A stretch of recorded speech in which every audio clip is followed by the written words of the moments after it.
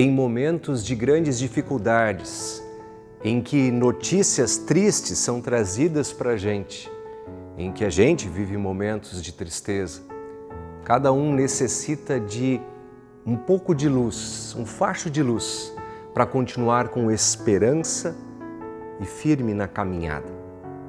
Eu estou gravando esse vídeo e compartilhando com vocês nesse dia 19 de fevereiro de 2023 e a sociedade em geral tem recebido notícias como o terremoto na Turquia, na Síria, também as fortes chuvas no litoral norte de São Paulo, ocasionando em mortes, especialmente na Turquia e na Síria, dezenas de milhares de mortes. E eu gostaria de mencionar nesse momento que em meio a esses momentos tristes, também há relatos de resgate, de alegria e de esperança.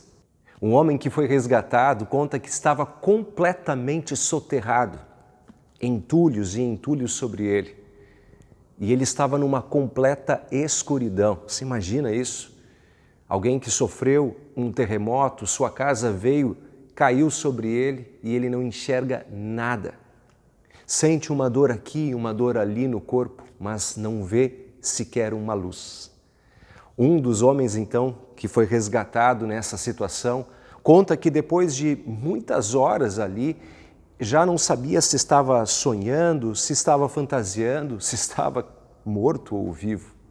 Tamanha escuridão. Tinha medo de se mexer, talvez outras coisas viessem cair sobre ele. E diz que, de repente, ele sente um faixo de luz vindo de cima. O que eram isso? Eram os resgatadores, tirando os entulhos, um por um, lentamente, e ele percebe que tem alguém lá em cima. A luz que bate sobre ele imediatamente revigora o seu estado físico. Diz ele que estava quase desmaiando, dormindo e acordando, quando aquela luz bateu sobre ele, como que a adrenalina toma conta e a esperança inunda o coração. Irmãos e irmãs, nós precisamos de luzes que trazem esperança. Nesse dia 19 de fevereiro, nesse domingo, nós estamos vivendo na Igreja Cristã o Domingo da Transfiguração. E é também baseado neste texto de Mateus 17, 1 a 9, e também o texto de 2 Pedro, capítulo 1, do versículo 16 até o 21, que eu baseio essas minhas palavras. E a transfiguração é contada por muitos estudiosos da Bíblia como se fosse uma janela do céu que se abriu diante de Pedro, Tiago e João, do Senhor Jesus. Uma janela do céu, um brilho resplandecente do céu, trazendo esperança para uma caminhada necessária logo à frente. Para você lembrar desse texto, desse fato, talvez alguns de vocês não lembram desta história, a transfiguração de Jesus está descrita em Mateus 17, também em Marcos 9, e é um momento incrível em que Jesus leva para o alto de um monte Tiago, João e Pedro, 3 dos seus discípulos. E eles descrevem que enquanto estavam lá, Jesus foi transfigurado. O texto diz que ele resplandeceu luz, suas roupas resplandeciam.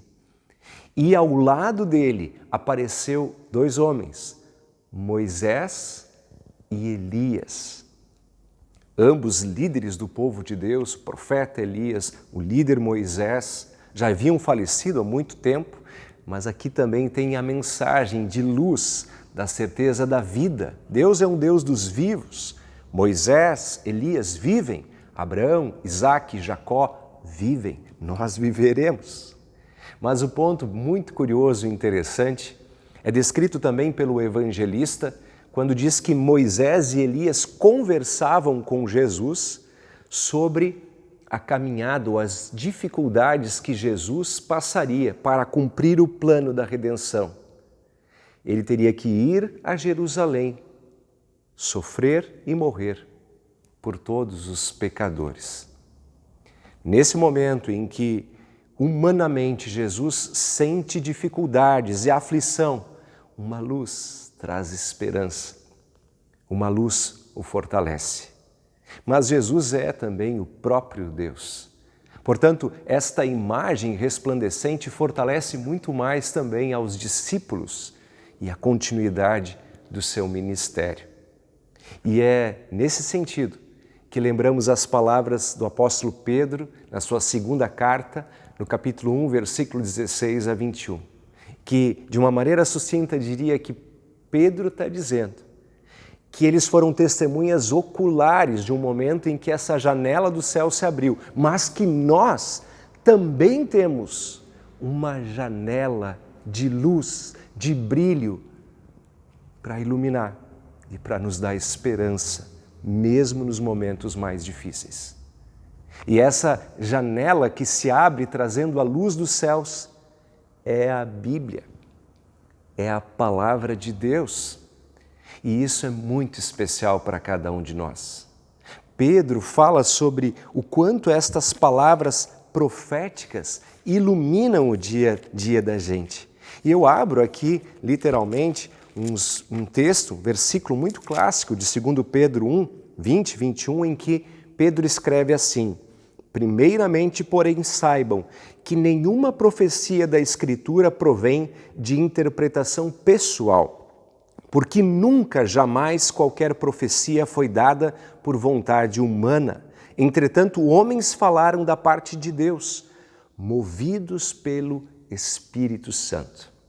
Mais uma vez, Pedro reafirma que as Escrituras são inspiradas por Deus. O próprio Jesus disse isso, quando ele fala: examinais as Escrituras, porque julgais ter nela a vida eterna, e são elas que falam de mim. Jesus, ao enfrentar a tentação, disse: está escrito, recorrendo a esta palavra viva, eficaz e que ilumina a vida da gente. Tal como aquela janela dos céus no dia da transfiguração, tal como uma luz que brilha em meio aos escombros de muitas dificuldades que nós enfrentamos. E não é assim que precisamos? Se antes descrevi a situação desse homem que foi resgatado lá por ocasião do terremoto, em que estava em completa escuridão, coberto de escombros, quantas vezes também é assim na vida da gente? Os escombros dos nossos pecados, das consequências do pecado que caem sobre todos nós, doenças, mortes, guerras, rumores de guerras, escuridão. Mas como é bom saber que na misericórdia a palavra se fez gente em Jesus e habitou entre nós. E esta palavra preservada continua sendo proclamada, iluminando a vida da gente. No alto do monte, no dia da transfiguração, os discípulos testemunham que ouviram uma voz dizendo: este é meu filho amado, escutem o que ele diz. Eu e você precisamos escutar o que Jesus diz, porque sua palavra é luz, é esperança. E onde ela está? Como poderei ouvir a voz de Jesus? Mais uma vez eu olho para as Escrituras, inspiradas por Deus, uma janela que se abre, uma luz que ilumina a gente. Lâmpada para os meus pés é a tua palavra, luz para os meus caminhos. No ano da igreja, em que domingo a domingo vamos abrindo a Escritura, percorremos um caminho chamado Epifania, que começou lá no dia 6 de janeiro, que socialmente lembramos o dia dos reis ou dos magos. Eu gosto muito de dizer que deveria ser o dia da estrela, em que a estrela brilhou, uma luz de esperança, guiando os magos até o menino Jesus.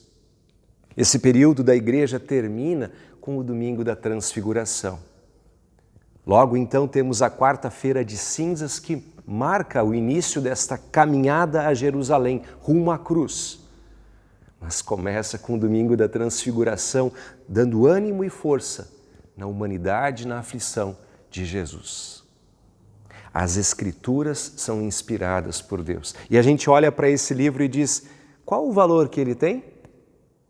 Abrindo um parênteses aqui, No jornal Zero Hora, jornal aqui de Porto Alegre, muito conhecido aqui na região sul, nós temos a matéria sobre um leilão que vai ocorrer de uma Bíblia em hebraico. E o preço chama muita atenção. Vocês sabem por quanto vai ser leiloado esta Bíblia? Por até 261 milhões de reais. Coloco aqui até ao lado o recorte do jornal para vocês visualizarem, para vocês perceberem e talvez até procurarem por aí. Mas por que assim, pastor? Eu estou aqui com uma Bíblia na mão, que é uma Bíblia nova que nós compramos aqui para a Comunidade Cristo. Ela custou R$ 65, um preço razoável. Que Bíblia é essa que pode ser paga por 261 milhões de reais? Para você não ficar na curiosidade, explico rapidamente que é um documento muito antigo, de mais ou menos 1.100 anos, e ela é, digamos assim, uma Bíblia de uma maneira completa, reunida num códice, num caderno, num livro, então das mais antigas, a Bíblia mais completa e mais antiga. Tá, mas tem outros trechos bíblicos mais antigos, existem trechos, obviamente, antes de Cristo, mais antigos, mais reunidos em forma de livro, como nós temos a Bíblia, ela é a mais antiga. A gente lembra que tem uma história bonita na preservação desta palavra, que é confiável, acreditem, pelos estudos, pelas técnicas de hermenêutica, percebemos como esse livro se conservou na sua genuína palavra. Quando foram descobertos os pergaminhos do Mar Morto, aqueles pergaminhos muito antigos, algumas décadas atrás, muitos acreditavam que teria muitas variações no texto. E todos ficavam impressionados o quanto se manteve o mesmo texto.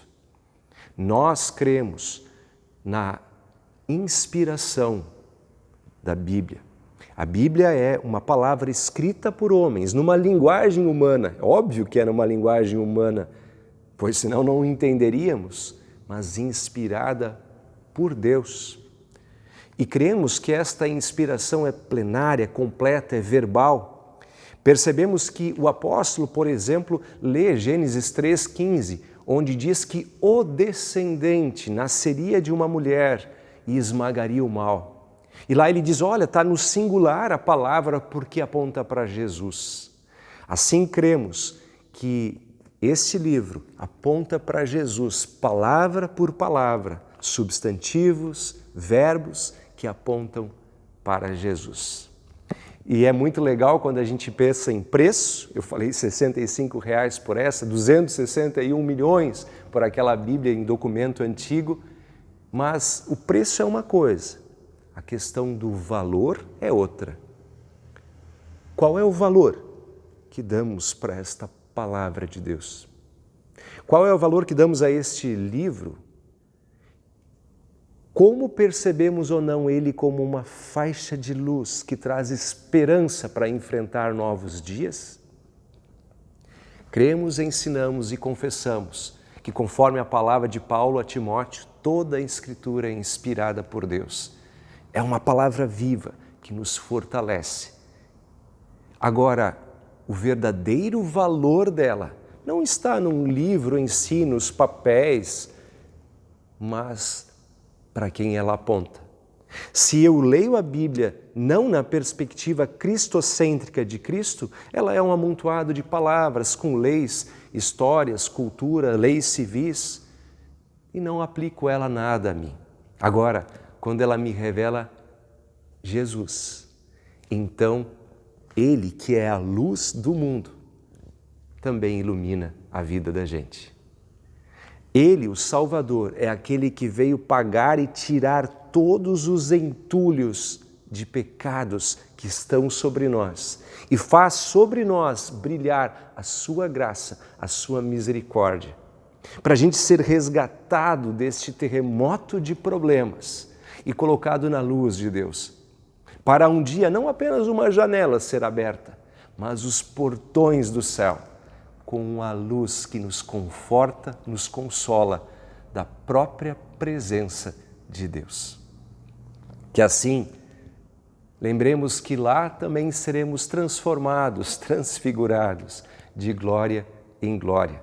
Que Deus nos habilite, nos fortaleça na Sua palavra a receber Sua luz e sermos também luzes, resgatadores das pessoas ao nosso redor, no amor para o qual Ele nos comissionou uns pelos outros. Palavra encarnada também em nós, luz refletida também através de nós. Que esta força, desta luz, desta transfiguração, nos encaminhe a viver segundo a vontade de Deus, na certeza de que Ele é o nosso Redentor. Amém.